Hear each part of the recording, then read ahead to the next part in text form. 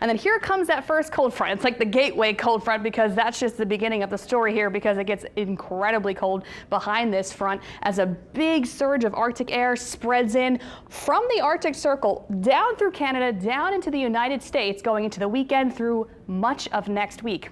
I mean, we're talking negative numbers in parts of the Midwest and the northern plains early next week. Teens and single digits as well.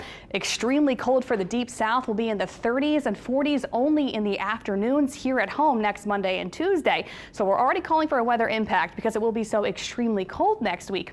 We're talking hard freeze conditions north and west of the lakes going into early next week, and we could actually see hard freeze conditions set up south of the lake. It just depends on how much of that really deep cold air reaches us.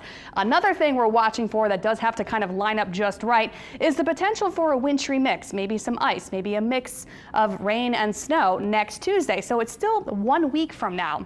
A lot can change. It's particularly difficult to forecast this far out for winter weather, but so far the big global models, the European model, the GFS, are showing some form of a wintry mix, maybe snow and ice coming in for the Gulf Coast next Tuesday. So this is something you definitely want to stay tuned for. We will be watching this day to day to see what the changes are, but we know next week it's going to be frigid, and if a Gulf system lines up with that frigid air, we could see a wintry mix next Tuesday, Wednesday time frame. So next Tuesday, Wednesday, that's what we're going to be watching for. Make sure you stay tuned. A lot can certainly change. Nothing's set in stone yet.